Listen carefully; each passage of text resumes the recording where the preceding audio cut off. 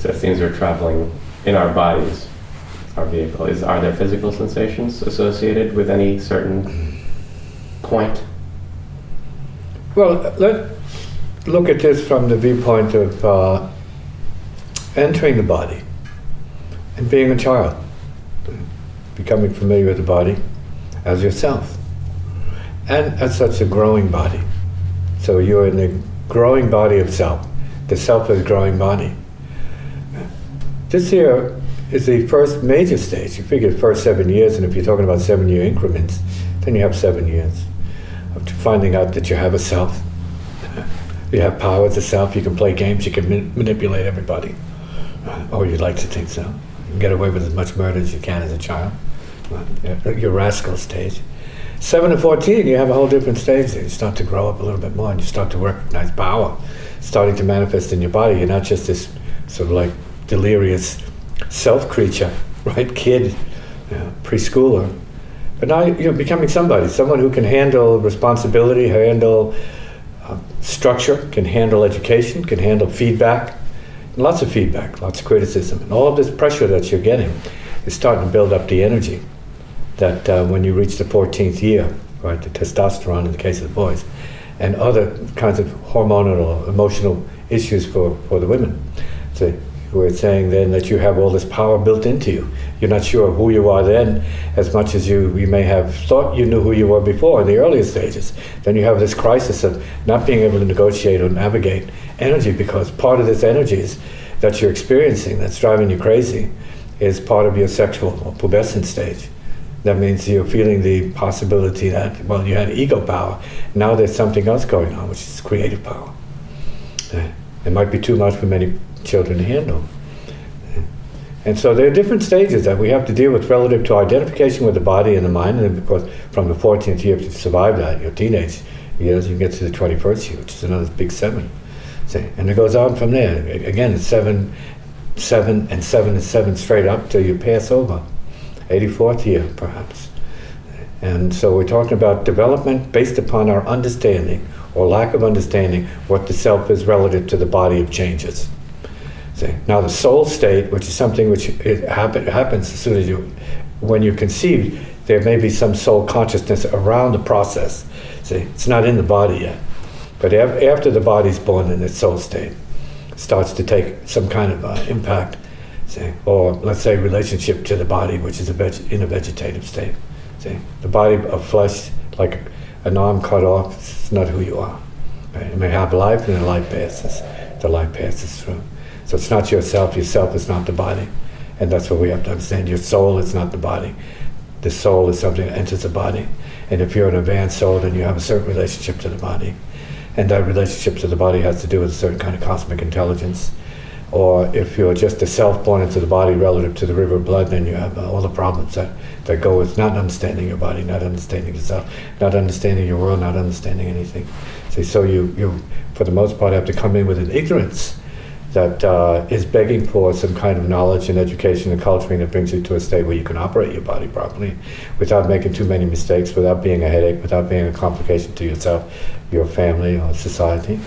And then eventually, as we progress down the spiritual path, you start to understand that the body is a body of light, and that is a good thing, and that there are other things to learn concerning the body which have nothing to do with identification, but which have more to do with the processes that the body actually is an embodiment of, cosmic and psychic forces. And as we move into that direction, and that plateau of understanding, which can happen at a very early age, as it does happen in the case of certain spiritually cultured peeps or spiritual cultures, where they take children at an early age and start giving them this kind of, we hope it isn't dogma, but information, factual data about the psychic forces of life. And then kids can start to get a different kind of handle on who they believe they are and what they think they are as a body and or a mind. And this is what the spiritual practice or spiritual process is about for most peeps. It's coming to terms of who you are as not only an appearance, but who you are, not in terms of black and white, but who you are as the being that is the rainbow of intelligence, the rainbow of consciousness. All the colors of life, and then the clear light itself, which is no color, but is the radiant being of everybody's awareness, your pure awareness of awareness, your being, no being into true being. See, all of this is what we have to get to when we get to that point of practice where we're not suffering the ignorance of being a self in a body, or a body as a self, in a world as a self, in relationships as a self, or a universe as a self. Okay? So getting beyond all of these different levels of interpreting who we are relative to the body, who we are relative to the self, who we are relative to thought, who we are relative to mind or consciousness, is part of this process of enlightened awareness and coming into just being consciousness itself, of being awake, as many would say, awake as awakeness, awakening. You.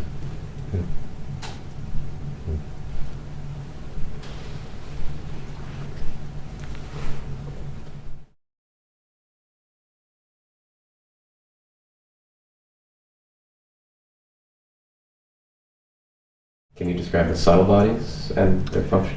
Subtle bodies are generally described in terms of the astral body. First we say the physical body, within that is a harmonic called the astral body, which is the feeling body. It's pure feeling, which is something which we can say extends, enables you to extend yourself from the physical reference, which is the physical body, the gross body, and enables you to feel other peeps, whereas your physical body needs a certain degree of touch in order to sense from, let's say, finger to knee, from knee to hand, lip to lip, chest to chest, or whatever it is, back to back, foot to foot, relative to other peeps. But then you have a feeling body, which extends much more, let's say, distance than the physical body. So you have the physical body, you have the extension of that, it's the astral body, a feeling, and it's called an astral because it is like a star body. It's a body of light. That is a light version. That is a version of light. Some would say starlight version of the physical body. So it appears like the physical body, but it's not the physical body. It stretches, more elastic. So here, this is a body of feeling and sensation relative to feeling. And that's the second component that leads to the memory body, the causal plane body. And so this is really what is called a time body, for the most part. That extends even further. You have the time track extending back in time, and the present, and thus the future. So we can stretch our consciousness and extend by way of the time bodies, straight to the past, to the beginning of the infinity, to the moment, to the present of infinity, the infinite present, and then extend that all the way to the infinite future, etc., etc., etc. And then that's another subtle body of more profound extension. Okay? And some people operate on that body, just as some people, like in the ghost world, they work from the astral body.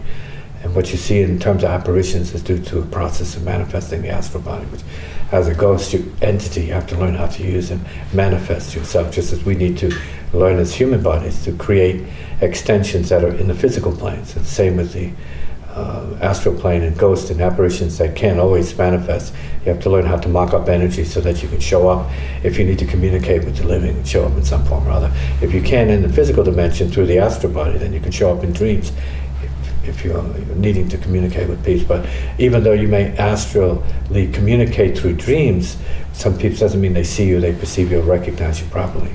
So if we go into the next body, which is the lower mental body, from the causal body plane of time, then we go into the space body, the mind, thought is space.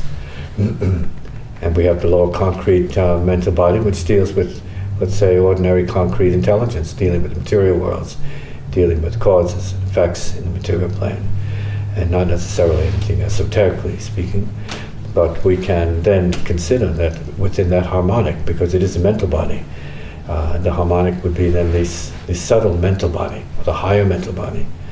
And that body gives you much more of an etheric understanding of the interconnection and intelligence that more or less pervades or permeates all things, but with a knowingness, which is a different quality now. It's not just things as unconscious things, but everything as part of the great knowingness and intelligence of the cosmic soul itself.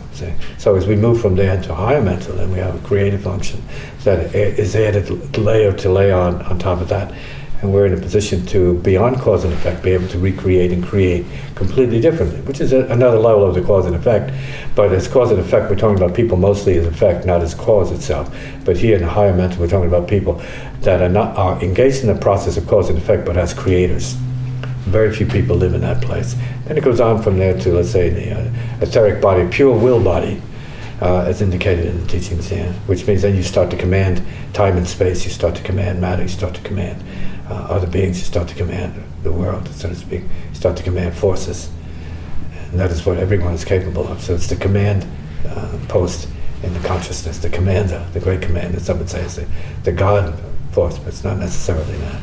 So it's the I will force, which has to do with maybe a higher manifestation of ego, but not ego is necessarily separation, but ego is as manipulation of conditions and forces from a different vantage point. And so beyond that, then we have the higher mental, lower spiritual, and then we're beyond creation itself, and we're in a totally different dimension of being, and then it goes on to subtler levels until we reach the ultimate consciousness of transcendent being itself, which is like zero, right?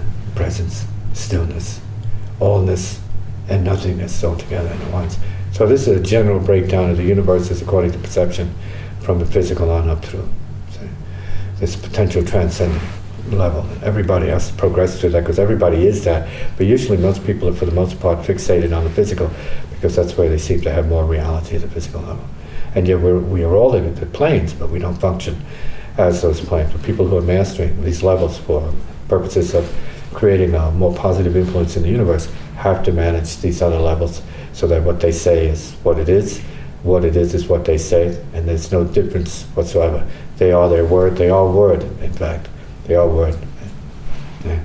They live as word, or sound, same difference. So anyway, I hope that was useful and not confusing. Okay, sure.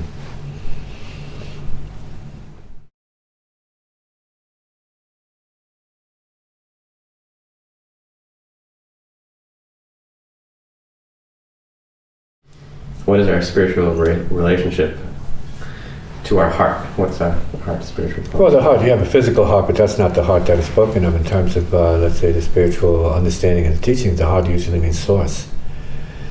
Heart as source. So it's abstract. So rather, let's say, symbolic heart. But even though it's symbolic, it is factual. It is factual because you're your body. So in being your body as the life of the body being itself, you can feel that you're as much the toe if it's violated as any part. So then we're using the heart as well as something which has no center. That means it's all pervasive. So the heart then is a paradox. It's the heart as paradox, which is not the physical body, which we know where that is. We know what it is. And we know it's in one point in the body, but it's not anymore. It doesn't, because it's in one point in the body, let's say in the left side of the chest, it doesn't limit your consciousness. So then we have to say, well, what's the heart of the consciousness, which is the source of the consciousness? And we can't say it's particularly a finger as the source of the consciousness, but our consciousness is all pervasive, so it includes that. But then what is it and how does it leave the body at the time that the body is complete with its physical incarnation? Right? And so we have to say that could be something that leaves the head, and so then it goes, the consciousness itself leaves by way of the one of the chakras in the head, but it can also leave through the body depending on the focus and development of the individual. So you do leave the body and do enter the body. Okay? That's not what is taught in school, but this is part of our process as a heart. Then what is the heart? The heart then could be ultimately awareness itself. And so that's what the yogis teach, to be aware as awareness of awareness itself. And that's what good meditation and contemplation centers in on, being conscious of consciousness, conscious of itself. And that is the heart. So it's everywhere and nowhere, but it is what it is. It is as it is. So I hope that wasn't too clear.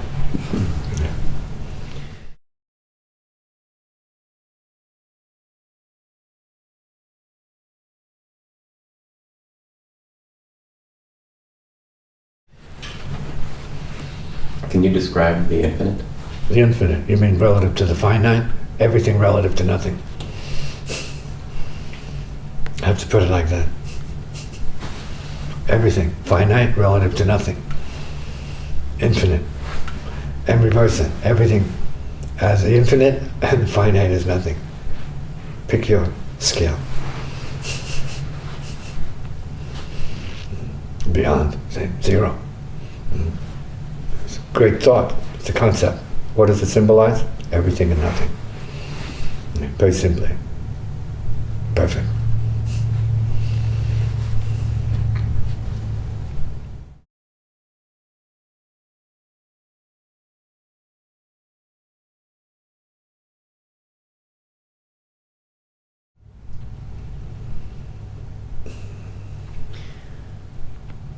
We have what seems to be free choice. Do other sentient beings have the same type What of do you mean freedom? other sentient beings? Like cat, alligator. Well, it's hard to judge cats. we shouldn't be so arrogant as to judge anything, creature, really. Until we're, as my mother would say, you can't judge a being until you're in its shoes. And that was humorous, right? The whole point.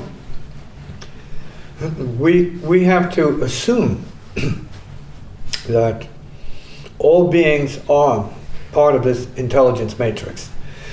But not just all living beings, all animate beings. See?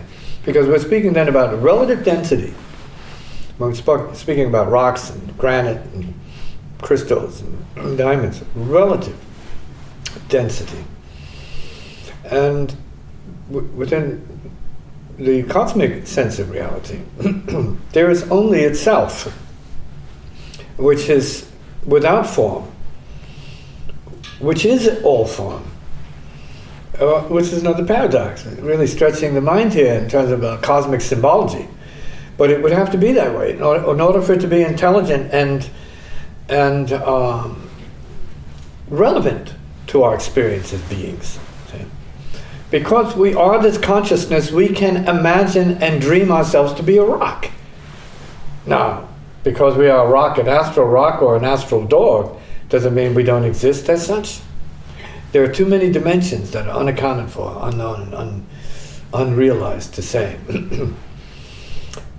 Especially the dimension of, or universe of a crystal. We are not developed enough to enter that any more than we are developed enough to know a cat. So then we have to go back to the old, who knows? Play it safe and not act like fools who really so self-absorbed and arrogant and missing the point completely of consciousness, right? As universal reality, universal fact.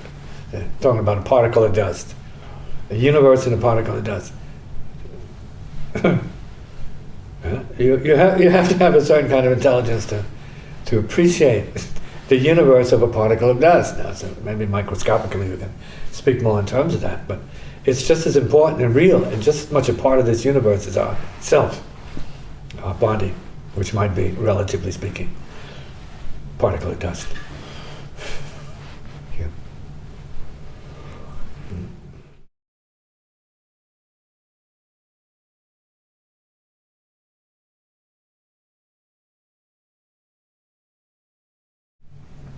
Why do you use the term burn? The term burn is a word for love. It's called the love burn, the burn of love. Now, we have some kind of karmic idea of, it's conditioned idea of what burn is, something that hurts. And love is something that we think was supposed to make you feel better. So it's like, let's say, a yes and no, a no and a yes. Well, they're both very much the same. And on another level, the burn is the peace. It's a peace. Burn is peace. Yeah. And this love is nobody and nothing, because if we're speaking about cosmic love or compassion in the universal sense, then it's something which is a state of mind that is everybody already. And this is what we're working towards, getting out of our selfness into isness at the heart level. So it's a totally different universe, very radical view of being as a heart is, being the heart which is. See? And then in this case, if you have a realization of this point of view, then it's not about ever wanting to be loved or loving anybody else, because then it's really the simple reality that love and being love is perfection. Love as be love is perfection. Be love. That's the burn, because what that does is defy every trace of resistance, every trace of karmic clinging that there could be, because it's saying, be love, all together, all at once, everything, everyone, and nothing. Be it. It's huge. Incomprehensible. Since it's incomprehensible, it's very good practice. What did you say? Mindless. Perfect. Heart, yes, it is that way.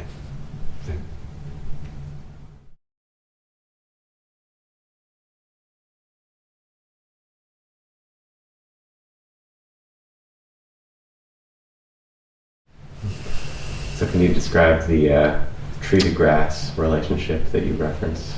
Tree to grass is a phrase that I use. It's tree to grass, earth to moon, moon to sun, sun to galaxy, galaxy to universe, universe to source. That implies in words a state of all at onceness, which is our true condition. But the self-mind doesn't appreciate it as such. You couldn't be here unless you were all at once. Your body would disintegrate if there was something out in terms of your all at onceness. So the fact is, you can sit here and do this because your resonance is such, as all at onceness is okay to keep you embodied and conscious and feeling to be able to conduct this particular service or operation.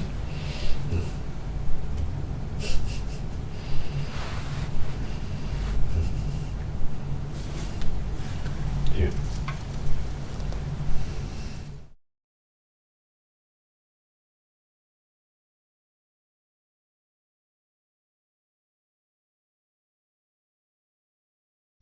You refer to yourself. Everyone does. Yeah, How does that work? and you need to. You always do it. So you tell me how it works. You have no other way to refer to yourself except as yourself. The idea is not to be caught up in the mechanics of that, like your face or anybody's face. Don't be used by it. Know that you use it. An actor has to take a part in a role. They use it. They shouldn't be used by it. So it's not what you wear, and it's not how you speak, but it's basically how you use it that determines whether you're a liberated person or an enlightened being. Enlightened being could say, like the Dalai Lama, I believe in Buddhism. He's not being an egomaniac, but he's stating a case in conventional terms. So we have to understand. You got to use conventional terms. In this world, I have to say my music, but I know it's just music. I have to say my space, but it's just space. But then we're talking about peeps who are materialistically understanding, let's say, things as such belonging to other peeps. So, no, this is my way of doing things. Doesn't mean you have to do it, but this is a distinct way that has been discovered. You say, this is how we do it. Say how we do it, same thing. This is how it's been done, same thing. Doesn't matter. Nobody's personalizing. Nobody cares. But of course, people say, well, whose music is this? I can't say it's your music. Yeah. I could, but it doesn't make any sense, because obviously it comes through. So we say, oh, this is my music. So it's a convention. We don't have any problem sharing with people. Say, oh, yes, right. Oh, his name is Tisziji Muñoz, what do you want to put on? I also call Babaji, also call a whole bunch of other things. But it is what it is, and so we're giving it what it's due. And it's just out of respect. It's not some kind of ultimate reality, but ultimately, what happens is a fact. If a piece of music or a piece of, say, creative or artistic property comes to somebody, they can respect it, fully be called as the originator of that, and I think that's pretty normal. A mother who has a baby, say it's mother, has nothing to do with the ego. It's just something that happens. We respect it. However you want to look at it, it came through that process. We understand it takes conception, so there's somebody else involved in it. So we get into, this is an egoic process. No, it's just organic process, biochemical process. And yet we can say they're peeps, they're individuals. We can say, well, they're huge egos too. But for what, as far as that goes? So yeah, everyone has to work through the idea of, let's say, identification, self, thought, mind. But it doesn't have to be an impediment, it doesn't have to be an obstruction. It can be humorous, it can be theatrical, and appropriate, and illuminating and enlightening at the same time. I am the Buddha. Somebody's going to say that, right? You hear about it in the books, scriptures. I am the Bodhisattva. I am. There's no problem with that. We don't care. The Bodhisattva speaks. The Buddha speaks. Doesn't matter. The idea is of wisdom. The most important thing. And it's important, if we're going to go as far as identity, to say, well, then all these different peeps are saying the same thing. So we have different names, which is also part of this heritage, Different names, same intelligence. So the fact that it has different names is not a problem. It shows its infiniteness, as I say. It shows its glory in terms of like all beings, which is a spiritual realization. All beings, I am all beings, it is all beings. Buddha is all beings, you are all beings, I am all beings at the same time. Spirit is all beings, Shuddha is all beings. So we don't personalize it beyond the point. So like ownership. And say, yeah, we own our clothes, we own our car, we own our name, no problem. Come. Now, when that becomes this obstruction, then we have a problem. When it's inhibiting you because of what your sense of I am is, then you have to change that sense of I am, then you have to open that up more. So I am not suffering. I am not suffering. I am happiness. I am creative. Positive affirmations. I'm trying to bring the energy up a little bit. It's not a problem. It's not egotism necessarily. It's not bad. The I is not a problem. The me is not a problem. The mind is not a problem. The we is not a problem. No more than the it or the is a problem. Now it's not a problem. Right? Or is it?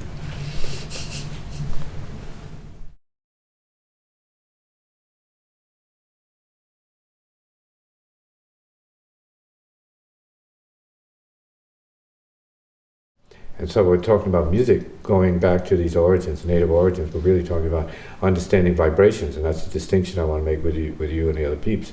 For me, it was about vibratory control, vibratory rates, and using rhythm with your hands or with your mind to set up pulses and waves of vibrations that help affect your body and your mind, and in this case, helped me to survive my family's anger, frustration, and tendencies towards violent interaction.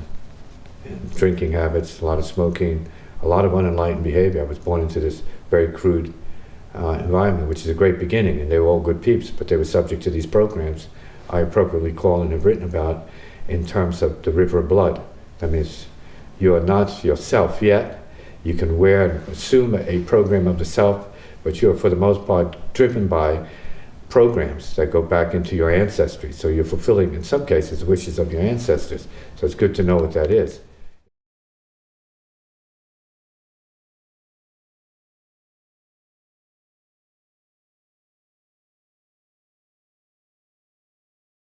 See, find happiness because you're disciplined enough, you pull yourself together, you pull your confusion together enough.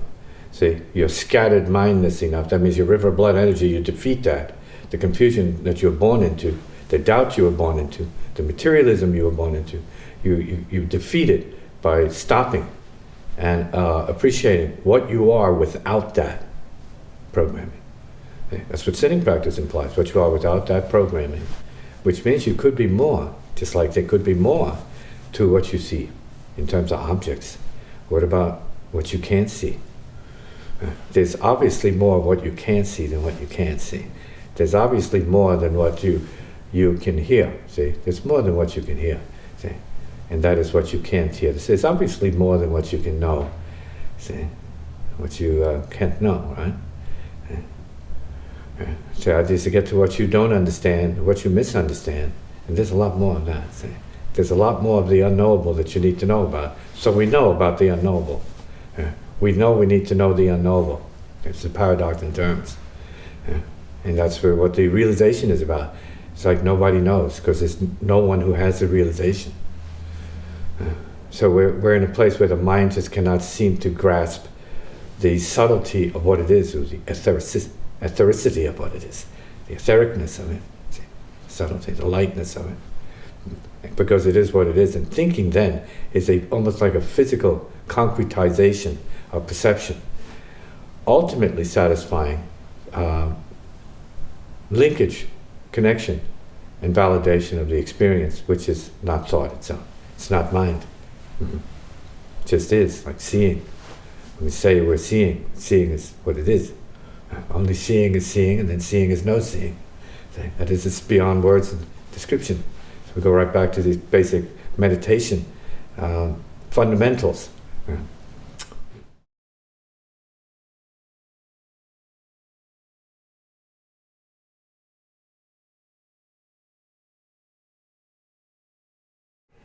Is heart, fire, sound, or religion? Well, then we have to ask, what is a religion? Something you believe in? In this case, it's like the condition of the reality of creativity. The idea of heart, fire, sound means it's the heart, so that's metaphysical, because it's metaphysical. And we're not talking about a concrete heart, except that the universe is concrete, actually. The reality of it is concrete, it's tangible, but it's subtle, it's micro-physical, it's atomic, and then subatomic, so it is physical, but then it's illusory.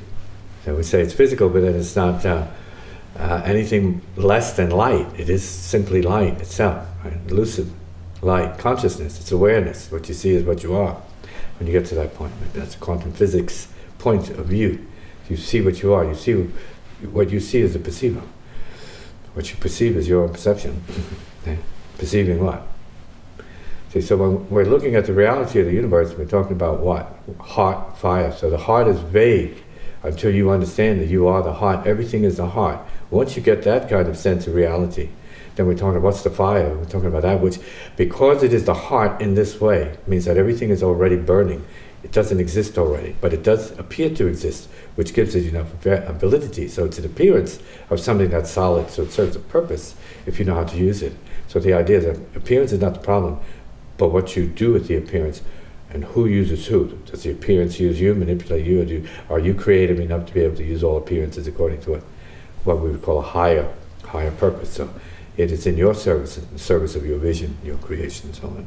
So heart, fire, when we're talking about music, means that no form of the music, no particular note is the music, but where your heart is, what your sense of reality is, that is being expressed through the music. That can't be expressed through the music, which is beautiful, but the music is an attempt to express it. So you have to get it. It's not music, but it is music that is subject to this reality, this realization of heart, fire, burn, heart, fire, sound. In this case, it's the silence of the music. The music comes from silence. So it's the reality, it's heart. The fire means the burn, it's a process, it's living, it's appearing and disappearing at the same time, and then it's silence. I mean, nothing's ever happened at the same time. And everything played in that context means silence. So it's not a religious, it's just a way of life. It's not religion per se, but it's what breathing does for the body. So it's an extension of the breath cycle and purpose, but performed with music instead. Which is an expression, it's an exhalation. Then it's inhaled. It's an exhalation, which is inhaled.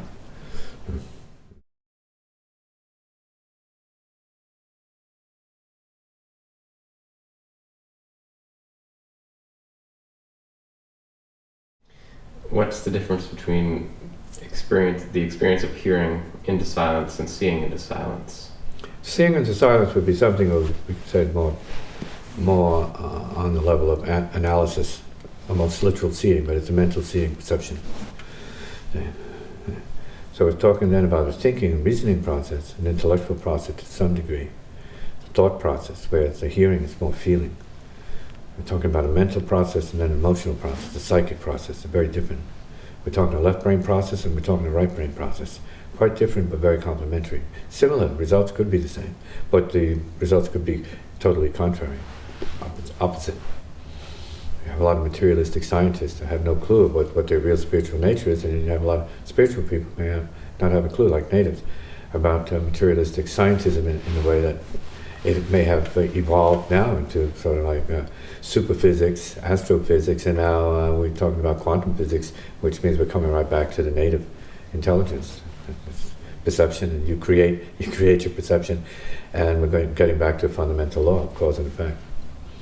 What you get is what you created. What you create is what you have to destroy.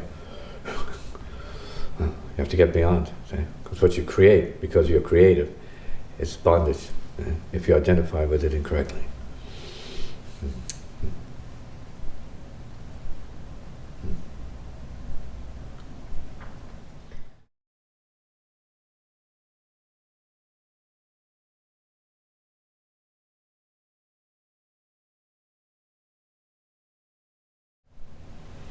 Buddhism puts a great deal of importance on the continuity of consciousness and the accumulation of karma as a transmigrating soul. so to speak. But you end up talking more about a familial river of blood as the source. Well, as continuity, same thing, continuity, ancestry. See, going back to your origins.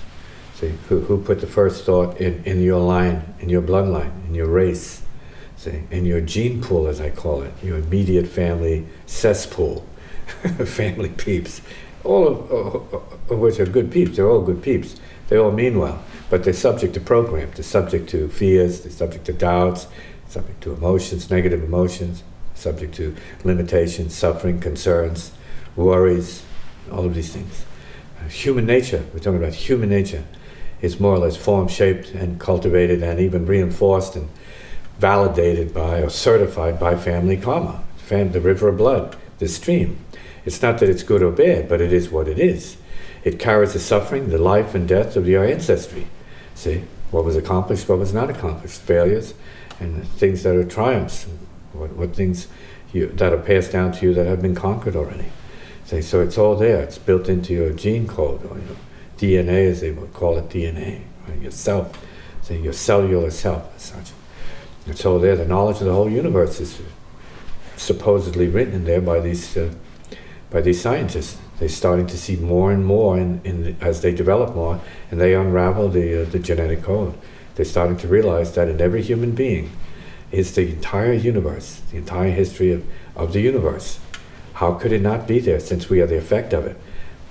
As the effect, we should see the cause. We should see our source. How can you just be the effect? We're talking about ultimate reverse engineering now. See, seeing the creative at work in you that is the created, as assumed, because you're programmed to believe you're not the created. You didn't create yourself. Your mother created you, or your father did.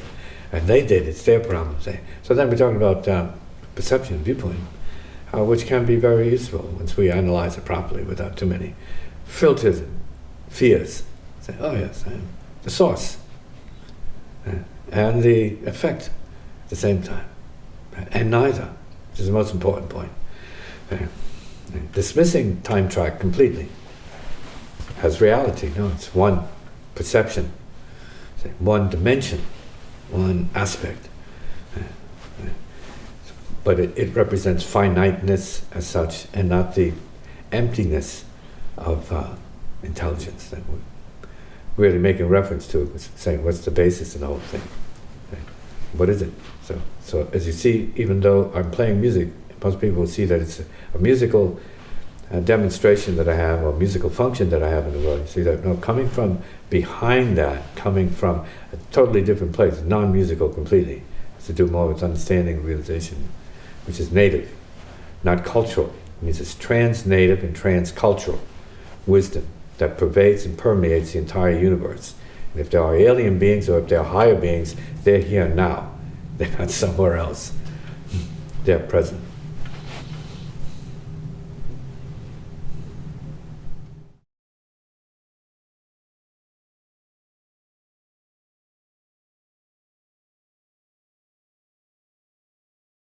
Who's in the hell realms, if not yourself?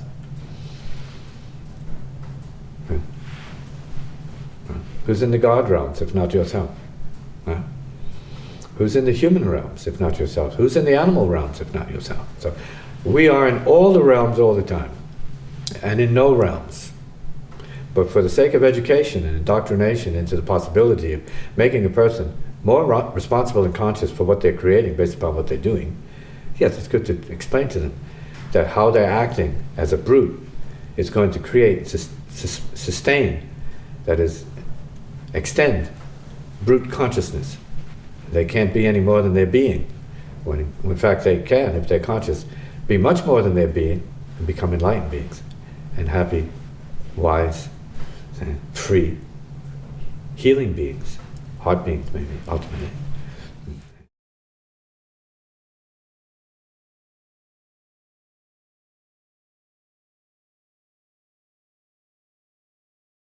As we encounter these crystallized parts of us, these things that got blocks. Stuck, damaged Blocks, yeah.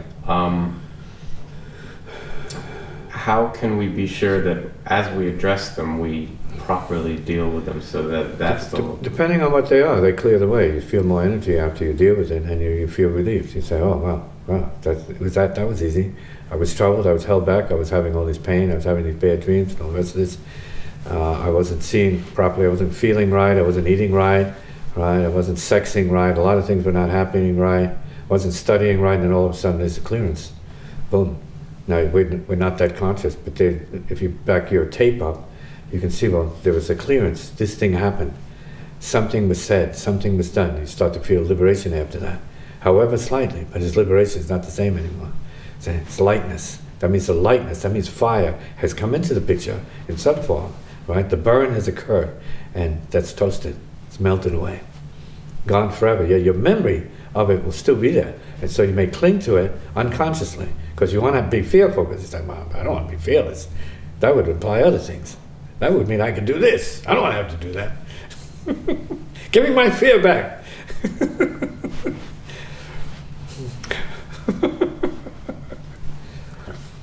Comment?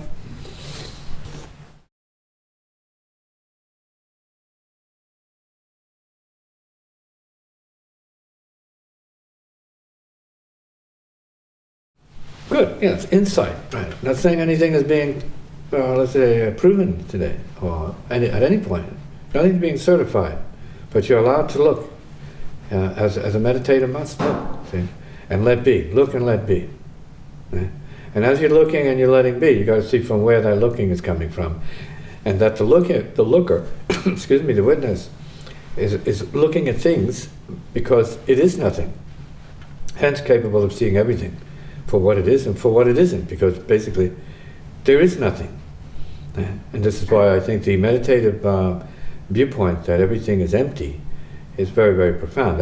Another word for that, which predates it in different languages, in different words, is spirit, empty, not negative. I mean, it's not material, but not nothing, not negative. Same thing, no difference. Yeah. The great spirit, right? The lightness of everything, the totality of everything, and yet it is nothing.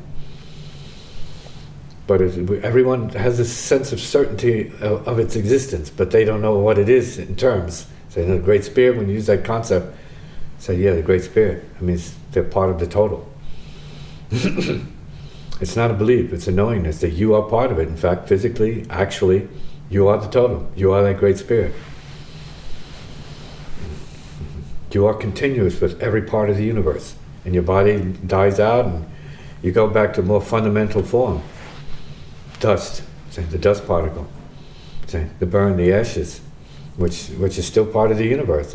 Then they dissolve back into the atomic stream, which they never left. Well, which always is. Go ahead, next question. Good question.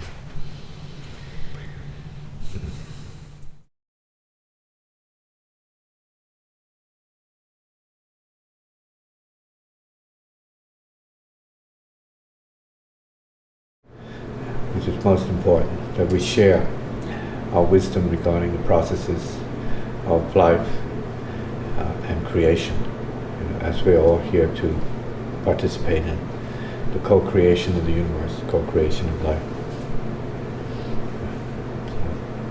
co-creation of peace.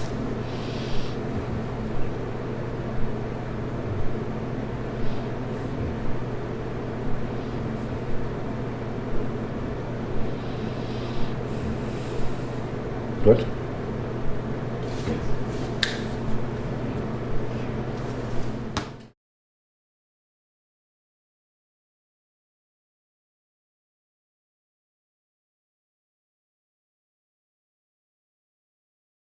Just because our culture doesn't promote it or understand it, doesn't make it bad.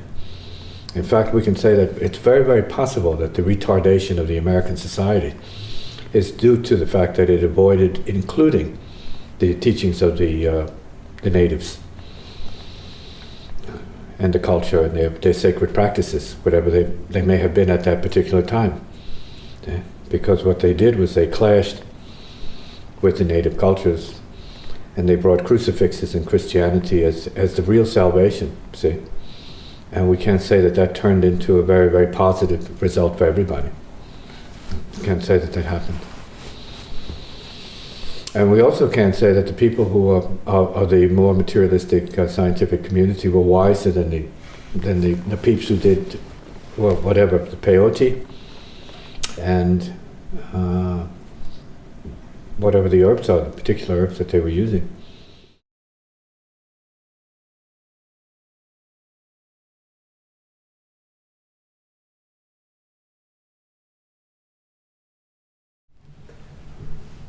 When talking about relationships last time, you rhetorically asked the question, how much blood should we give? Mm-hmm. Can you answer that? I mean, do others need blood from us? Well, we're talking, I mean, listen, when I say blood, I mean pain. Good question. How much pain is the debt? How much pain should anybody experience? That's like saying how much blood? Blood and pain. In this case, the same thing. Born of blood to live. To what? To suffer. For what? To learn. For what? To understand. For what? To know. For what? To be free. For what? To be happy. For what? Etc. So yes, how much pain is necessary? Exactly. That means how much resistance do you need to hold on to so that you keep drawing the pain, attracting pain to you? Resistance? It's resistance. Clenching. Pain. Holding on. Holding back. Fighting. Conflict. Combat. Defense. Relax it. Let go. Don't watch yourself. Don't bother yourself with that. We be open. We learn more. We see more. We feel more. We become more conscious. Not a bad practice. Pretty good, I'd say. So we don't need much blood, as far as that goes. Forget about blood. Nobody is blood. Spirit is not the blood. It's not the blood, in particular. Spirit is neither blood nor not blood. I think that's an important place. And consciousness is what it is. Consciousness can use the blood. Consciousness may be diminished depending on how much blood is in the body. That's a possibility. But it may also be heightened and sharpened as a result. Because we're not just the body. The body is not our source as such. The body is the effect of our source. And we function in the body as the effect of a source. An agreement they made outside of the body. See? Hence we can be conscious of the stars. We can be conscious of the universe. Because we are that. But we're focused in the body, so we assume that we are only that. But we are many bodies.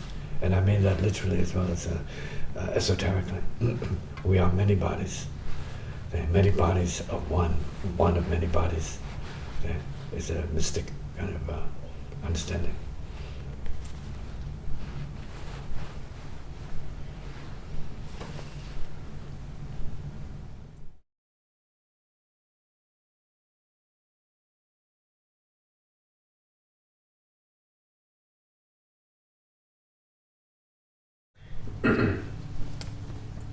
So how do we use our baggage, our self? Well, in this process? your baggage has been using you, still uses you. The baggage asks the questions, right? And the baggage hears the answers. So the idea, of course, is to look and see, recognize what's happening between you and the teacher, or the teaching process as such, and understand that there's no real separation involved there. It's not like the teacher's outside of you. It's not like the teacher's inside of you. It's neither inside nor out of you. But it is what it is. And it has assumed, for the sake of being what that is for everybody, this state of being okay with nothing. And working from and talking from and breathing from this ongoing presence of nothingness that would seem to be impossible for some people. And when you look at it, knowing everything is nothing, you say, well, look at what education has done for these people. That their own being is impossible for them to apprehend. Their own basic being is like in another galaxy. Right? It's like in Fantasyland. Like Fantasyland but make-believe at the same time. You have to be made to believe you have a true nature.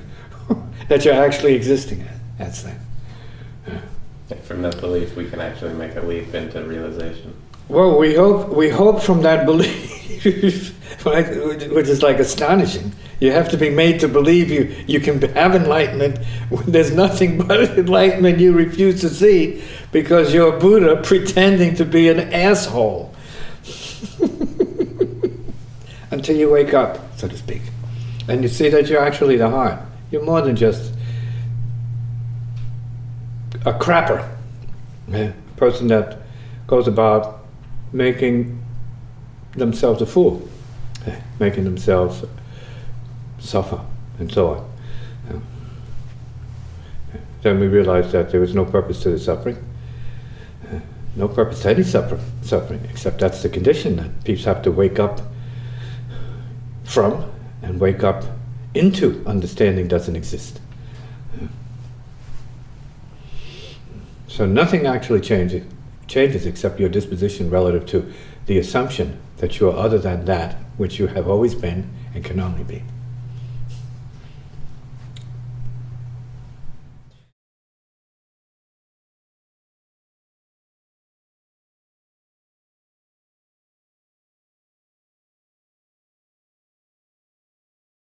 The problem would be that you're believing disbelief.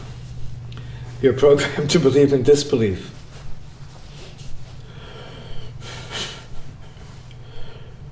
Right? You're made to believe in disbelief. You're programmed to believe in doubt and in confusion.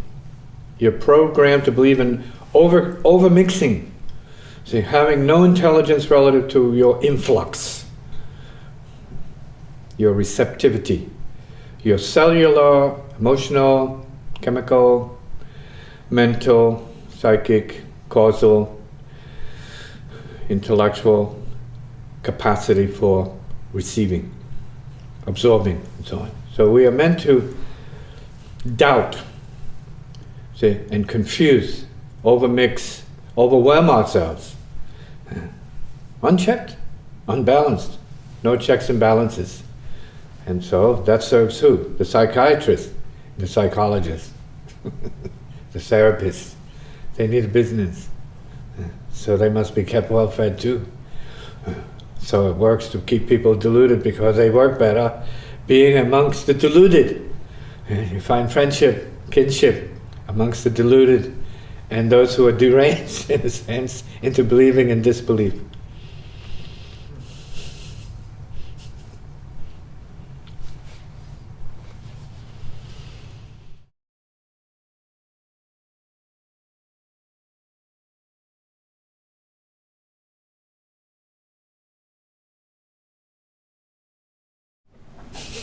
The long form.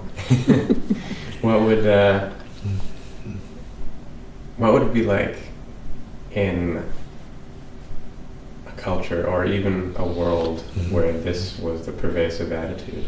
Well, if this were the pervasive attitude, which we probably have to fight for in any case, because we really talk about human as a brute state, basically barbarian state, no doubt, and that's because it's a sexual state.